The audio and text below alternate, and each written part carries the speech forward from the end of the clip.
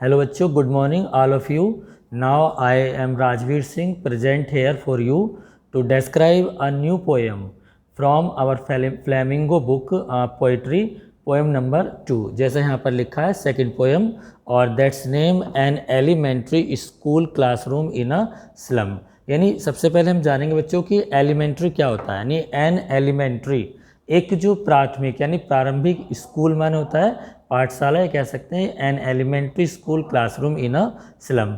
Slum का मतलब होता है गंदी बस्ती, यानी जो गंदी बस्ती, झुग्गी झोपड़ी वगैरह होती है उनको हम साधारण भाषा में कह सकते हैं गंदी बस्ती। तो उस स्लम में जो किस प्रकार से एक स्कूल था, एक प्राइमरी स्कूल या कह सकते हैं एक प्राथमिक पाठशाला का कक्षा का कक्ष रूम है। क्लासरूम का मतलब होता है यानी कक्षा या कक्ष रूम।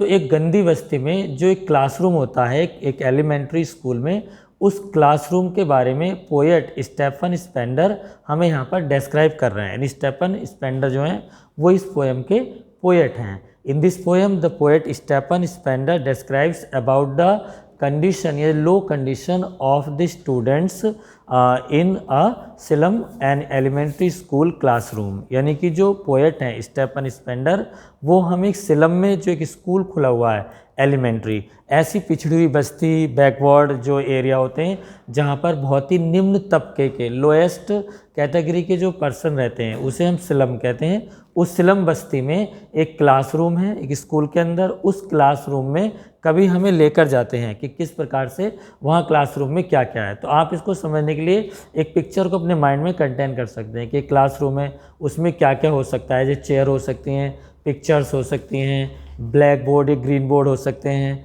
फैंस हो सकते हैं, ठीक है, टीचर्स हो सकते हैं। लेकिन ऐसा इस पोएम में इस क्लासरूम में कुछ भी कभी स्टेफन स्पेंडर ने प्रेजेंट नहीं किया है। ओनली जो पोएट है वो यहाँ पर बताना चाहते हैं कि उस क्लासरूम में कुछ बच्चे हैं, उनकी कंडीशन क्या है, ठीक है, और वहाँ पर क्या क्या उस क्लासरूम में है। जैसे कि हम कह सकते हैं कि क्लासरूम में एक मैप है, मैप मतलब हम जानते हैं जैसे एक नक्शा होता है मानचित्र, ठीक, और एक फ़ोटो शेक्सपियर की वहाँ पर लगी हुई है, और भी कुछ चीज़ें हैं। तो यानी in this poem the poet describes about a classroom in a slum an elementary school by Spender. Is that clear? First of all मैं आपको अबाउट द पोएट के बारे में यहाँ पे बताना चाह रहा हूँ। आप देख सकते हैं स्टेफन स्पेंडर 1909-1995, यानी जो पोएट हैं स्टेफन स्पेंडर उनका जो जन्म हुआ था वो 1909 में हुआ था और उनकी डेथ हुई थी 1995 में। वॉज एन इंग्लिश पोएट, वो एक अंग्रेजी के कवि थे, एंड एन एसेइस्ट, और साथ ही साथ एक निबंधकार भी थे। एसेइस्ट का मीन्स था बच्चों निबंधकार। ही लेफ्ट यूनिवर्सिटी कॉलेज, उन्होंने विश्वविद्यालय कॉलेज यानी यूनिवर्सिटी कॉलेज को लेफ्ट यानी छोड़ दिया था। Oxford without taking a degree, बिना एक डिग्री लिए हुए, and went to Berlin in 1930, और वो 1930 में बर्लिन में चले गए थे। ये भी एक अच्छा सा उनका अच्छा सेक्रीफाइस था। जैसे मैंने अभी आपको बताया था Spender took a keen interest in politics, यानी कि स्पेंडर जो पोएट हैं इस पोएम के, उन्होंने एक अच्छा सा एक गहन इंटरेस्ट, एक सूक्ष्म उन्होंने एक आनंद लिया, एक रुचि ली इन पॉलिटिक्स यानी कि राजनीति में, एंड डिक्लेयर्ड और घोषित किया हिमसेल्फ खुद को टू बी अ सोशलिस्ट, एक समाजवादी, एंड पैसिफिस्ट और शांति प्रिय। बुक्स बाय स्पेंडर, जो स्पेंडर के द्वारा जो लिखी हुई किताबें हैं, इंक्लूड पोएम्स ऑफ डेडिकेशन, उनमें जुड़ी हुई हैं यानी समर्पण की। यानी मैं बता रहा था बच्चों कि जो बुक्स स्पेंडर के द्वारा लिखी हुई हैं वो पोएम्स ऑफ डेडिकेशन यानी कि समर्पण की कविताएं हैं। द एज ऑफ बीइंग, यानी जो होने का हमारा युग है, जिस युग में वो हैं, और यह कह सकते हैं द क्रिएटिव एलिमेंट, रचनात्मक लक्षण, द स्ट्रगल ऑफ मॉडर्न, आधुनिक लोगों का संघर्ष, एंड एन ऑटोबायोग्राफी, और एक आत्मकथा है उनकी।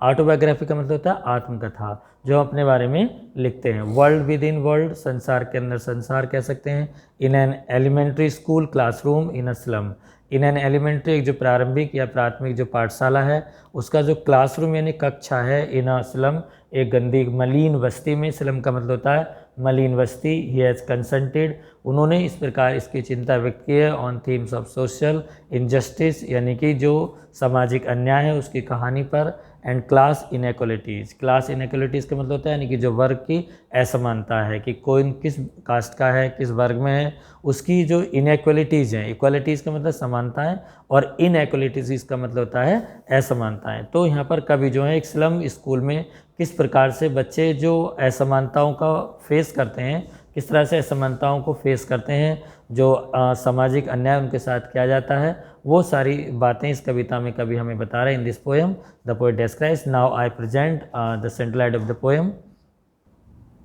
Now we read the central idea of the poem. An elementary क्या था स्कूल में, Stephen Spender has presented a true picture of the life of the school children living in the slum of tales valley of Australian alpine province. यानी बच्चों इस कविता में, जैसे मैंने अभी आपको बताया था, अब उसका जो सेंट्रल आइडिया है उसको मैं स्टडी करके आपकी सुविधा के लिए बता रहा हूँ, ताकि जो अभी आपके एग्ज़ाम आने वाले हैं, जो फर्स्ट मंथली टेस्ट है 14 जून से, उसमें भी मैंने आपको सेंट्रल आइडिया के रूप में 2 सेंट्रल आइडिया में से एक दिया है। तो हो सकता है कि कोई सेंट्रल आइडिया आपका आए, उसको आप स्टडी कर लें। तो स्टेफन स्पेंडर हैज़ प्रेजेंटेड, तो स्टेफन स्पेंडर ने प्रेजेंटेड यानी प्रस्तुत किया है अ ट्रू पिक्चर, एक वास्तविक सच चित्रण को, ऑफ द लाइफ यानी कि जीवन के, ऑफ द स्कूल चिल्ड्रन उन स्कूल के बच्चों का, लिविंग इन द स्लम जो स्लम में रहते हैं। स्लम का चर्चा मैंने भी थोड़ी देर पहले भी आपसे की थी, एक मलिन बस्ती, एक गंदी बस्ती, ऑफ टैलेस वैली यानी टैलेस घाटी में, ऑफ ऑस्ट्रेलियन एल्पाइन प्रोविंस यानी ऑस्ट्रेलिया एल्पाइन के प्रोविंस में। The children are in a very miserable condition. जैसे एक बार और भी मैंने आपको बताया था कि जो बच्चे हैं वहाँ के स्लम के, वो बहुत ही एक वेरी मिजरेबल कंडीशन, मिजरेबल माने दयनीय, एक बहुत ही दयनीय स्थिति में वो रहते हैं, due to their poverty. Poverty गरीबी, ड्यू टू माने के कारण या रहते, ड्यू टू देयर पॉवर्टी अपनी गरीबी के कारण, एंड इलिटरेसी और अपनी निरक्षरता अर्थात अज्ञानता के कारण। यानी वहाँ के जो बच्चे हैं, जो बालक स्लम में रहते हैं, चिल्ड्रन, वो कैसे हैं, पुअर हैं, इलिटरेट हैं, इसलिए उनकी कंडीशन कैसी हो गई बच्चों, मिजरेबल हो गई है।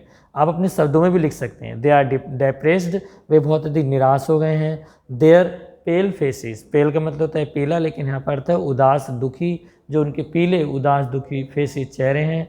एक्सप्रेस दर्शाते हैं या दिखाते हैं या प्रभावित करते हैं, सैडनेस माने दुख को, यानी उनके चेहरों को, जो स्लम के जो वीक बच्चे हैं, जो पुअर जो बच्चे हैं, उनके आप पेल फेसेस को अगर आप देखते हैं तो वो क्या एक्सप्रेस करेंगे, उनके दुख को एक्सप्रेस करेंगे, सैडनेस को दिखाएंगे। दे लुक लीन, वे बिल्कुल दुबले पतले दिखते हैं। स्किनी एंड बॉनी, स्किनी का मतलब यानी उनकी खाल, जो उनकी त्वचा है उसके अंदर, एंड बॉनी और उनकी हड्डी, अर्थात वे ऐसी हड्डियों वाले हैं, ऐसी त्वचा वाले हैं कि उनकी खाल से उनकी हड्डियां दिखाई देती हैं, अर्थात आप उनकी हड्डियों को देख सकते हैं। वीकनेस इतनी उनके अंदर है कि बहुत अधिक लीन है, स्किनी है, लीन माने दुबले पतले, स्किनी माने ऐसी त्वचा जिसके अंदर आप झाँक कर देख सकते हैं उनकी अस्थियों को, उनकी हड्डियों को, एंड बॉनी, और बहुत अधिक उनकी हड्डियाँ भी दिखाई देती हैं। They are like rootless beads. Rootless का मीन्स क्या होता है बच्चों, रूट माने जड़, और रूटलेस का मतलब होता है यानी बिना जड़ वाले, जो बीट्स यानी जो पौधे हैं, जैसे घास फूस, जो भी बिना जड़ वाले जो पौधे उग आते हैं, विच कांट रेसिस्ट एनीथिंग, जो किसी भी प्रकार से किसी भी चीज़ को नहीं प्राप्त कर सकते, फॉर देयर एक्सटेंस, अपने अस्तित्व के लिए। एक्सटेंस का मीन्स होता है अस्तित्व, अर्थात ऐसे पौधे, ऐसे बीट्स जिनका कोई अपना अस्तित्व नहीं है। तो यानी यहाँ पर हम कह सकते हैं, यहाँ पर सिमली फिगर्स ऑफ स्पीच को पोएट ने प्रेजेंट किया है, लाइक यहाँ पर आया हुआ है। तो पोएट यही बताना चाहते हैं कि उनकी कंपेयर कर रहे हैं किन से, रूटलेस बीट से। They are physically very weak, वे शारीरिक रूप से, भौतिक रूप से बहुत ही कमज़ोर हैं। एंड अंडर नरिश्ड, और उनका पोषण भी कम है। स्पेंडर वॉइसेस, स्पेंडर की जो वॉइस हैं, आवाज़ें उन्होंने उठाई हैं, हैव कंसर्न, उनकी आवाज़ों में एक चिंता है। फॉर दी चिल्ड्रन, इन बच्चों के लिए, who live all their life, जो अपने सारे जीवन को जीते हैं, इन स्लम, उस मलिन गंदी बस्ती में, एंड हैव नो अपॉर्चुनिटी, और उनके पास कोई अवसर नहीं है। अपॉर्चुनिटी का मीन्स होता है अवसर, कोई उन्हें चांस, कोई अपॉर्चुनिटी, कोई अवसर नहीं मिलता है to enjoy the real blessings of life, यानी जीवन के वास्तविक आनंदों का या वास्तविक खुशियों का आनंद लेने के लिए। He makes a frantic appeal, वह एक अपील करना चाहते हैं, एक प्रार्थना करते हैं, to the educated and affluent sections of the society, यानी समाज के जो खुशहाल और शिक्षित जो वर्ग हैं, जो लोग हैं, to better the lot of the slum, कि वो उन स्लम चिल्ड्रन अर्थात जो मलिन बस्ती में रहने वाले जो गरीब बच्चे हैं, उनके भाग्य के लिए कुछ अधिक अच्छा सोचें, कुछ अधिक अच्छा करें थ्रू एजुकेशन, शिक्षा के माध्यम से। It will remove social injustice, ये सामाजिक अन्याय को कम करेगा, एंड क्लास इनइक्वालिटी, और जो हमारी क्लास यानी कि जो असमानता है, जो वर्ग की असमानता है, उसको भी ये शायद कम करेगा, ऐसा कभी यहाँ पर इस कविता में हमें बताते हैं। अब बच्चों मैं इसके टेक्स्ट की तरफ आपको लेकर चलता हूँ। जो इसका फर्स्ट स्टैंजा है पोएम का, उसके फर्स्ट स्टैंजा को हम देखेंगे। इसमें क्या इंपॉर्टेंस होता है कि जैसे अभी मैंने सेंट्रल आइडिया आपको पढ़ाया तो वो हमारे एग्ज़ाम में आता है, लेकिन अब जो है बोर्ड ने एक्सप्लेनेशन तो फिनिश कर दिया है, बट फिर भी जो आप किसी प्रकार से जो स्टैंजा बेस्ड क्वेश्चन आएंगे, स्टैंजा बेस्ड का मतलब यानी एक पैराग्राफ एक स्टैंजा दिया होगा, जैसे आप देख सकते हैं स्टैंजा यहाँ पर गिवन है, इसके नीचे कुछ क्वेश्चंस यहाँ पर दिए होंगे, उन क्वेश्चन के आंसर, ठीक है, आप इस टेक्स्ट को पढ़कर स्टडी करके उन क्वेश्चन के आंसर आप लिखेंगे, जैसा मैंने आपको पीडीएफ में भी सेंड किया है।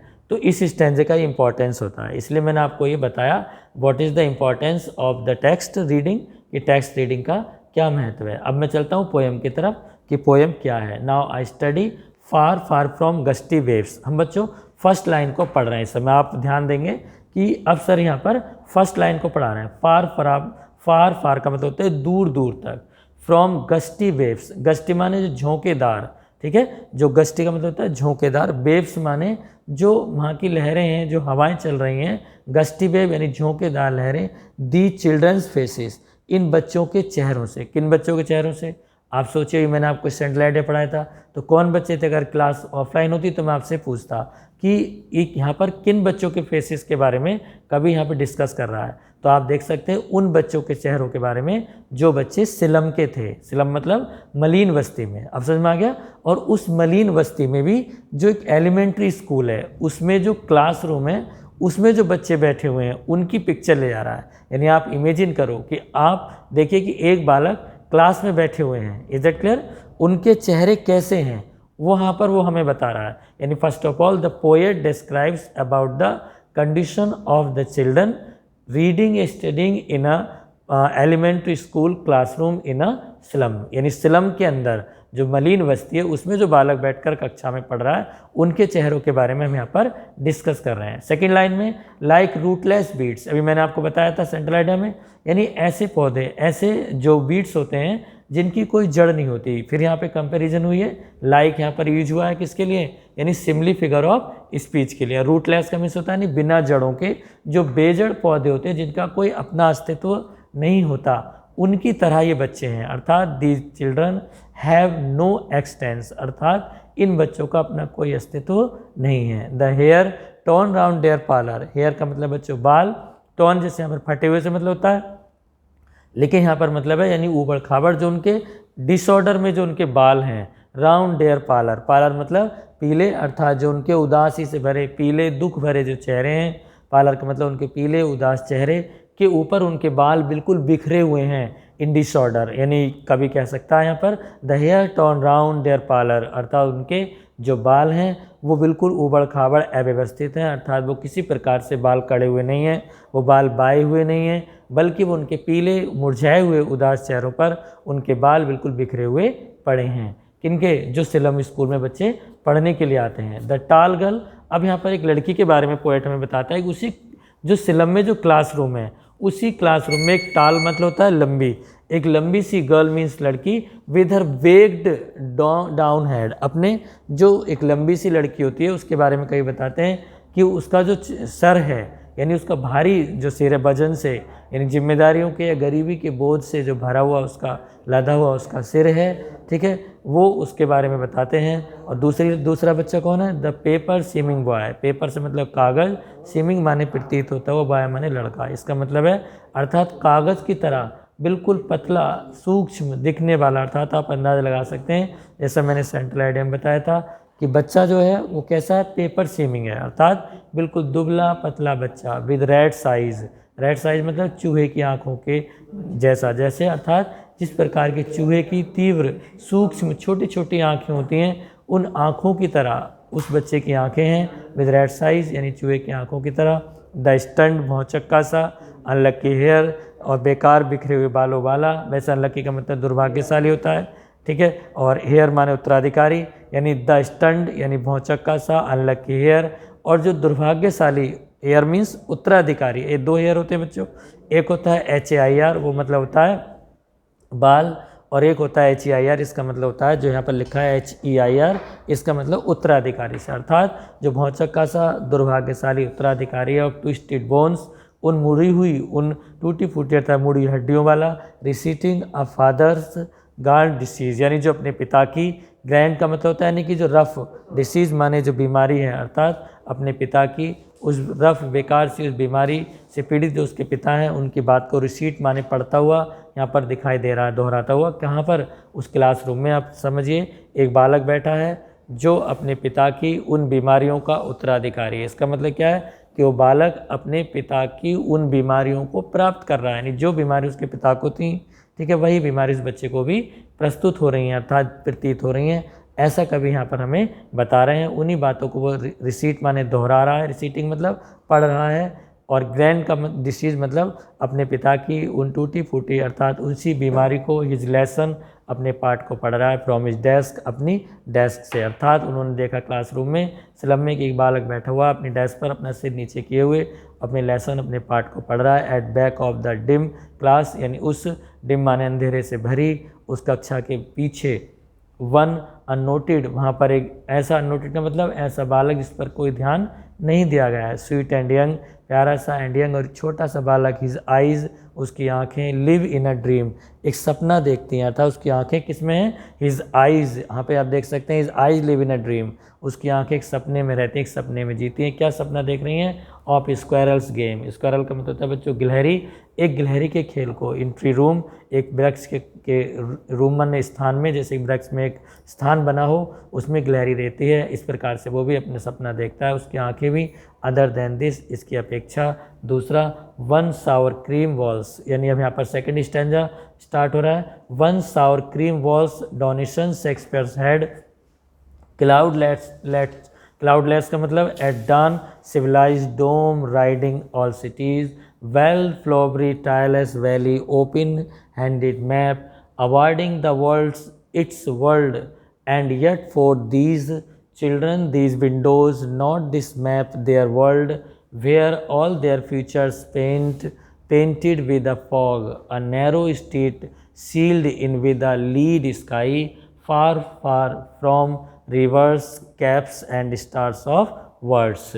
Now we study about second stanza, यानी सेकेंड स्टैंजा में जो पोएट हैं वो हमें लेकर चलते हैं उस सिलम के क्लासरूम के अंदर, जहाँ पर कुछ पिक्चर्स, कुछ मैप्स लगे हुए हैं, लेकिन वो मैप्स, वो पिक्चर्स केवल उन्हीं लोगों के हैं जिन्होंने उस स्कूल को, उस क्लासरूम को डोनेट किया है। डोनेट मतलब यानी उन्होंने दान किया है, ऐसे उन्हीं लोगों के बारे में यहाँ पर बताया गया है। लेकिन इन बच्चों का कहीं भी कोई जिक्र इस कविता में, इस जो रूम है क्लासरूम, उसमें कहीं भी इन बच्चों का नाम नहीं है। इंग्लिश में बताना चाहूँगा, यानी in the second stanza the poet presents the real picture of the classroom in a slum, ठीक है। और क्लासरूम में जो क्या क्या है वहाँ पर, ऑन सावर क्रीम वॉल्स, सावर का हम सब मतलब जानते हैं बच्चों, सावर का मतलब क्या होता है? खट्टा, ठीक है, और क्रीम वॉल्स, लेकिन यहाँ पर था यानी जो ऊबड़ खाबड़ क्रीम कलर की जो इस कमरे की दीवारें हैं जिनके कलर भद्दे हो गए हैं। अब कलर कोई खट्टा थोड़ी होगा, लेकिन जो कमरा है सिलम का, उसका जो क्लासरूम की जो वॉल्स हैं यानी दीवारें हैं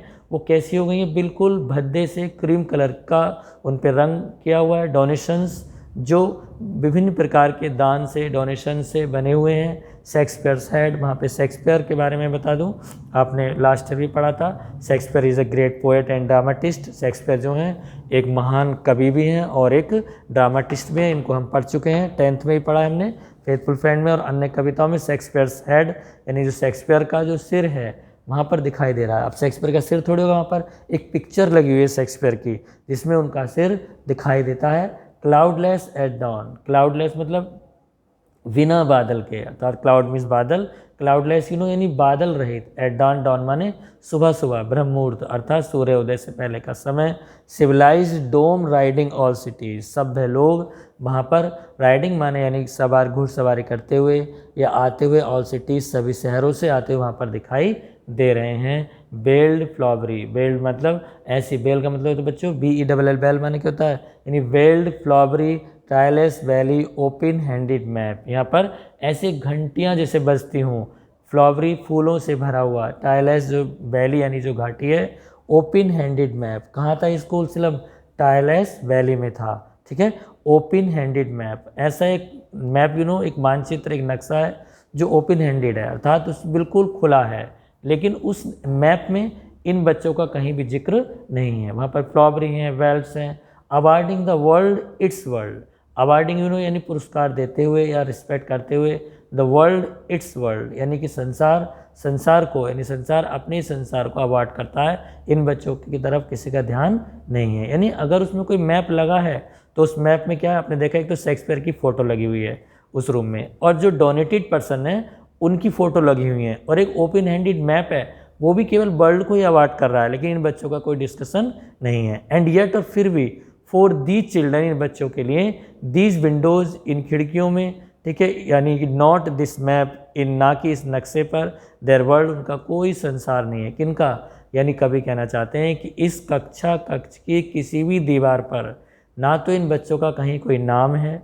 ना इन बच्चों का कोई अस्तित्व है, ना ही इन बच्चों का किसी मैप में, किसी विंडो में, किसी भी जगह पर कोई नाम, कोई अस्तित्व नहीं है। Because these are poor children live in slum and nobody cares या pay attention about these children, but the poet has an urgent urge, एक अर्ग रखता है, एक आग्रह करता है, टू द अथॉरिटीज़, उन जिम्मेदार लोगों से जो स्कूल में आते हैं, कि इन बच्चों की तरफ ध्यान दें, डोनेट करें, ठीक है। Where all their features painted with a fog, painted का मतलब क्या होता है, वेयर ऑल देयर फ्यूचर, जहाँ पे उनका सारा भविष्य है, किनका, उन सिलम में पढ़ने वाले बच्चों का सारा भविष्य है, पेंटेड चित्रित किया गया है, किससे, विद अ फॉग, फॉग माने धुंध, एक कोहरे से, यानी उनका भविष्य किससे लिखा गया है, एक धुंध से लिखा हुआ है, यानी धुंध भरे वातावरण में उनके भविष्य को पेंट कर दिया गया है, चित्रित कर दिया गया है, कोई उनका भविष्य उजला नहीं है। There is no light for their future only with a fog, केवल एक फॉग है। अ नैरो स्ट्रीट, एक पतली सी गली, नैरो का मतलब क्या होता है बच्चों, संकीर्ण, अगर नैरो का हम एंटोनियम लिखें तो क्या लिखेंगे, ब्रॉड, जैसे हम बोलते हैं नैरो माइंडेड, ठीक है। तो we should never be never minded, हमें कभी भी नैरो माइंडेड नहीं होना चाहिए, हमारी सोच बड़ी हो। वी शुड हैव, यानी ब्रॉड माइंडेड, हमें कैसे होना चाहिए, ब्रॉड माइंडेड। तो नैरो का अगर मैंने आपको यहाँ बता दिया है, नैरो का मीन्स होता है संकीर्ण, छोटा, तो इस नैरो का अपोजिट एंटोनियम अगर हम लिखते हैं तो क्या लिखेंगे, यानी कि ब्रॉड। अ नैरो स्ट्रीट, एक पतली सी संकीर्ण सी गली, स्ट्रीट गली, sealed in with a lead sky, sealed माने बिल्कुल बंद हो गई है, उसको बंद कर दिया गया है, इन with a lead sky, lead माने एक धातु के आकाश के साथ, यानी धातु का आकाश क्या हो सकता है, ऐसा स्काई जो धातु का बना हो, अर्थात उस गली में किसी प्रकार की कोई मुस्कुराहट, कोई खुशी, कोई प्रसन्नता कुछ भी नहीं जा सकती। उस गली को बिल्कुल पतली सी गली, कौन सी पतली गली, जो जा रही है कहाँ पर, उस सिलम में, उस स्कूल में, वहाँ पर लीड से उसको बंद कर दिया गया है, कोई किसी प्रकार का व्यक्ति वहाँ नहीं जाता, जाते हैं तो केवल अपने नाम के लिए, अपने काम के लिए, बट पोएट चाहते हैं कि उन बच्चों पर भी ध्यान दिया जाए। नेक्स्ट है फार फार फ्रॉम रिवर्स, ये विभिन्न प्रकार की नदियों से दूर है, caps and stars of words, और शब्दों के, नक्षत्रों से, तारों से और चोटियों से और विभिन्न प्रकार की, सभी प्रकार की सुंदरताओं से ये स्कूल, इस सिलम का जो स्कूल है ये बिल्कुल बंद है। अर्थात अब बच्चों हम थर्ड स्टैंजा की तरफ चलते हैं, जहाँ पे आप देख सकते हैं the third stanza of the poem, the first line of the third stanza. यहाँ पर शेक्सपियर के बारे में बताया, यानी जैसे मैंने आपको एक पिक्चर दी थी, पिक्चर का मतलब यानी दी नहीं है, पिक्चर से मतलब अपने माइंड में आप एक पिक्चर को सेट करो कि जो सिलम है, उस सिलम में जो स्कूल है, उस स्कूल में जो एक क्लासरूम है, समझ गए ना, तो उस क्लासरूम के अंदर क्या है, शेक्सपियर की एक फ़ोटो लगी हुई है, सेकंड स्टैंजा में पढ़ा था, एक मैप वहाँ पर लगा हुआ है। तो कभी कहता है इन सब का इन बच्चों के लिए कोई भी यूज़ नहीं है, there is no use for Shakespeare, for the map and other things for these slum children because they have no interest, उन्हें इन चीज़ों की कोई आवश्यकता नहीं है। उनको ज़रूरत है गवर्नमेंट को कि वो आकर इन बच्चों को देखें, इन बच्चों के बारे में समझें, उनको समझाएं। तो श्योरली शेक्सपियर इज़ बिग्ड, कभी कहना चाहते हैं श्योरली, निश्चय ही शेक्सपियर इज़ बिग्ड, यानी शेक्सपियर जो है कैसे रहे हैं, दुष्ट रहे हैं, ठीक है। The map a bad example, यानी कभी कहना चाहता है जो मैप है वो उनके लिए क्या है, एक प्रकार से एक जो मानचित्र है वो एक बुरा उदाहरण है, किसके लिए, इन बच्चों के लिए, यानी कि the map a bad example, यानी जो नक्शा है, जो मानचित्र है वो इन बच्चों के लिए बुरा उदाहरण है। With ships and sun and love tempting them to steal, क्या देख रहे हैं उसमें, वहाँ पर विद शिप्स कुछ जहाज हैं, एंड सन और सूर्य, एंड लव टेम्पेटिंग। लव टेम्पेटिंग का मतलब क्या है? ऐसा प्रेम, यानी इन चीज़ों के प्रति जो उन बच्चों का प्रेम है, जैसे शिप्स हैं, ठीक है, सन हैं, इन चीज़ों को जो बालक देखता है जिन्हें वो प्राप्त नहीं कर सकता, तो इनसे अगर उस बालक को प्रेम हो जाता है इन चीज़ों से, तो क्या करेगा वो? टेम्पटेटिंग देम टू स्टील। ये सारी चीज़ें उन बच्चों को चोरी करने के लिए उकसाती हैं जब उनके पास वो चीज़ है ही नहीं। इससे तो अच्छा है कि इस कमरे की, इस कक्ष की दीवारों पर किसी प्रकार के कोई ऐसे चित्र, कोई आभूषण लगे ही ना हों, और ना ही इस प्रकार की कोई कहानियाँ उन्हें बताई जाएं। यानी जो चीज़ उनके पास नहीं है आरामप्रद, ठीक है, उन बातों को अगर हम बताएंगे तो लव टेम्पटेटिंग देम टू स्टिल, यानी इसके भाव को समझिए कि जो चीज़ उन बालकों पे नहीं है, कौन से बच्चों पर? जो सिलम में रह रहे हैं, ठीक है, उन चीज़ों को अगर हम उन्हें बताएंगे तो क्या करेंगे? किस चीज़ से प्रेम होगा? वो उन्हें पाने की कोशिश करेंगे। पा तो सकते नहीं, because they have no money, क्योंकि उन पर धन नहीं है। दे आर अवॉइडेड, वे बिल्कुल वंचित हैं। तो क्या करेंगे? वो टेम्पेट होंगे। किस चीज़ के लिए टेम्पेट होंगे? चोरी करने के लिए। Is that clear? नेक्स्ट है for lips that slyly turn in their cramped holes, यानी फॉर लिप्स उनके जो जीवन है, दैट स्लाइली जो बिल्कुल उबड़ खाबड़ ऐसे ही, turn in their cramped holes, उनके जो बिल्कुल जिन पर ध्यान ना दिया गया हो, ऐसे अड्डे गड्ढों में उनके जीवन बिखरे पड़े हैं। From fog to endless night. From fog माने यानी कि सुबह से लेकर जब से धुंध उठता है, फॉग का मतलब कोहरा, धुंध से, टू एंडलेस नाइट, अंतहीन रात, अर्थात उनके लिए जो रात होती है वो अंतहीन है, अर्थात उसका अंत कभी नहीं होता। इसका मतलब क्या है बच्चों? यानी उनका जीवन, देयर ऑल लाइफ इज कैसा है? लाइक नाइट, उनका पूरा जीवन अंधेरे की तरह है। Is that clear? यानी किसी प्रकार से उनके जीवन में केवल अंधेरा ही अंधेरा है, यानी धूर्तापूर्वक ये लोग इनको देखते हैं। Turn in their cramped holes.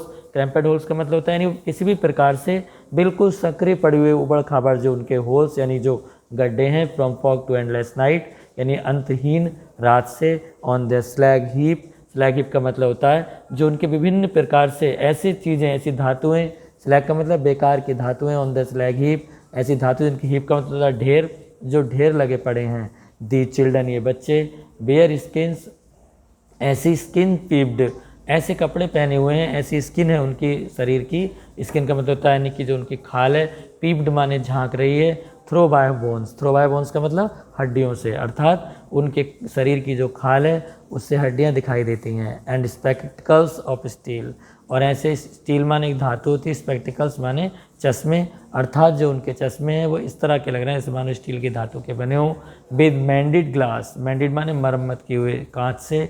Like bottle bits on stones, जैसे मान लो पत्थरों पर बोतलें लुढ़की पुड़की पड़ी हों, टूटी फूटी कांच की बोतलें जैसे पड़ी हों, ऐसे उनके चश्मे दिखाई देते हैं। ऑल ऑफ देयर टाइम, उनका सारा ही समय। ऑल ऑफ देयर टाइम क्यों? यू नो, उनका सारा समय। And space are foggy slum, और सभी स्थान उनके लिए कैसा है? फॉगी माने धुंध से भरा हुआ है। स्लम मलिन बस्ती, जो गंदी बस्ती है। सो ब्लॉट देयर मैप्स, उनके इसलिए उनके जो नक्शे हैं वो बंद हो गए हैं। विद स्लम्स, स्लम्स मतलब गंदगी से, मलिन बस्तियों से। एज बिग एज डूम, जहाँ तक उतने विस्तार से, उतना बड़ा जितना कि कोई न्याय करने वाला कोई व्यक्ति वहाँ पर आए। अनलेस गवर्नर इंस्पेक्टर विजिटर, यदि किसी प्रकार से कोई गवर्नर, कोई राज्यपाल, इंस्पेक्टर या निरीक्षकर्ता, विजिटर आगंतुक लोग, ठीक है, आते हैं वहाँ पर, आकर के इन पर ध्यान अगर नहीं देते तो इनका ये स्थान, इनके लिए परीक्षा, इनके लिए पढ़ाई, इनके लिए स्कूल क्लास बिल्कुल बेकार है। अर्थात कभी कहते हैं अनलेस गवर्नर इंस्पेक्टर विजिटर, यदि किसी प्रकार जो भी गवर्नर्स हैं, इंस्पेक्टर्स हैं, विजिटर्स हैं, जो आगंतुक हैं, निरीक्षकर्ता हैं, या जो भी इनके अथॉरिटीज़ हैं, राज्यपाल वगैरह जैसे, वो आकर के वो ध्यान दें, ऐसा कभी उनसे आग्रह करते हैं। This map becomes their window, ये नक्शा, मैप का मतलब होता है बच्चों मानचित्र, यह मानचित्र बिकम्स देयर विंडो, उनकी खिड़की बन जाता है। किनकी? उन बच्चों की, अर्थात इस मानचित्र में वो अपनी खिड़की की तरह इसमें देखते हैं। डीज विंडोज़, और ये खिड़कियाँ, that shut upon their lips, जो उनके जीवन को बंद कर देती हैं। दैट शट यू नो बंद करना, अपॉन देयर लिप्स, उनके जीवन के ऊपर वो खिड़कियाँ बंद हो जाती हैं। अर्थात जो मैप लगा हुआ है वो किसकी तरह है? विंडोज़ की तरह है, जो उनके भाग्य को, उनके जीवन को बंद कर देते हैं। लाइक कैटाकॉम्स, यानी लाइक कैटाकॉम्स का मतलब होता है ऐसे स्थान, तहखाने की कब्रें, अर्थात कैटाकॉम्स से मतलब होता है तहखाने की कब्रों की तरह। Break open till they break the town, break को ब्रेक, तोड़ दो, ओ ब्रेक अरे तोड़ो, ओपन टिल खोलो, टिल जब तक दे ब्रेक द टाउन, जब तक वे किसी प्रकार से यानी इसको इसको नगर को छोड़ नहीं देते, या इस प्रकार से जो यहाँ पर इस्लाम में जो ये बस्ती में जो स्कूल बना हुआ है, यहाँ पर जो नियम बने हुए हैं अमीरी और गरीबी के, क्लास इनइक्वालिटीज़ के, इनको ब्रेक नहीं कर देते हैं, इनको ब्रेक नहीं करते हैं, इनको नहीं तोड़ते हैं तब तक। And show the children to green fields, और बच्चों को हरे भरे, एंड शो और दिखाओ द चिल्ड्रन बच्चों को, टू ग्रीन फील्ड्स हरे भरे मैदानों को जो घास से हरी भरी घास से भरे हुए हैं, एंड मेक देयर वर्ल्ड और उनके संसार को बनाओ कैसा, run azure on gold Sands, ऐसा सुंदर जैसे सुनहरा सोने जैसी सुनहरे रंग के, सैंड्स का मतलब होता है बच्चों रेत, यानी जो सुनहरा रेत है उस पर जो गोल्डन कलर का रेत है उसकी तरह उनके भविष्य को चमकने दो। कौन चमकाएंगे? जो गवर्नर्स आते हैं, इंस्पेक्टर्स आते हैं, हायर अथॉरिटीज़ आती हैं, विजिटर्स आते हैं, वो आकर के इन बच्चों के भाग्य को पलट सकते हैं, ऐसा कभी आग्रह करते हैं। And let their tongues, tongues का मतलब होता है बच्चों जुबान, ठीक है, एंड लेट देयर टंग्स, उनकी जीभ को, उनकी जुबान को बोलने दो। Run naked into books, run naked into books, और उन किताबों में, नेक्ड मतलब जो खाली पड़े हुए दौड़ते हैं, टू इनटू बुक्स किताबों में। The white and green leaves open, the white यानी सफ़ेद, एंड ग्रीन हरे भरी, लीव्स पत्तियाँ, ओपन खोलती हैं, हिस्ट्री इतिहास को, देयर उनके देयर्स उनके इतिहास को, हुज लैंग्वेज इज़ द सन, जिनकी भाषा इज़ द सन क्या है, सूर्य है। अर्थात यहाँ पर एक चित्र भी दिखाया गया है, आप यहाँ देख सकते हैं इस पिक्चर के माध्यम से। जैसा ही मैंने आपको थोड़ी बहुत स्टडी कराई है अल्प संसाधनों में, उसको आप समझेंगे, तो मैं बस विद इन 1 और 2 मिनट आपको डिस्क्राइब कर रहा हूँ कि आप इस पिक्चर से बच्चों समझ सकते हैं। यहाँ पर एन एलिमेंट्री स्कूल है, उस एलिमेंट्री स्कूल का जो क्लासरूम है वो कहाँ पर है, एक स्लम में है। स्लम का मतलब होता है गंदी बस्ती, मलिन बस्ती। उस मलिन बस्ती में जो बच्चे पढ़ने जाते हैं उन बच्चों की कंडीशन के बारे में, उन बच्चों की स्थिति के बारे में कवि स्टेप पर यहाँ पर हमें बताना चाहते हैं कि किस प्रकार से बच्चे उस मलिन बस्ती में रहकर पढ़ते हैं। इन ब्रीफ मैं आपको बताना चाहता हूँ, in this poem in an elementary school क्या था, classroom in a slum, the poet decides या wants to tell us about the bad condition, या कह सकते हैं about the condition of those children who read in slum and who live in slum. They struggle, yeah, they have to struggle with their lot, but they urge to higher authorities, governors. ये मेरा it is message for you, बच्चों आपके लिए भी मेरा ये message है कि ऐसे बच्चे जो स्लम में रहते हैं आपके आसपास, उन बच्चों को आप पढ़ने का मौका दीजिए। और जितने भी हायर अथॉरिटीज़, जो भी बड़े लोग हैं, जो टीचर्स हैं, विजिटर्स हैं, इंस्पेक्टर्स हैं, गवर्नर्स हैं, या जो भी हम अच्छे शिक्षित और अमीर अच्छे व्यक्तित्व के जो लोग हैं, उन सबसे मेरा पर्सनल अर्ग है कि वो ऐसे गरीब बच्चों को भी आगे बढ़ने का मौका दें, उन बच्चों की शिक्षा का समुचित प्रबंध करें। We have to arrange a proper arrangement for their education so that they have also a bright future for their bright life. Thank you.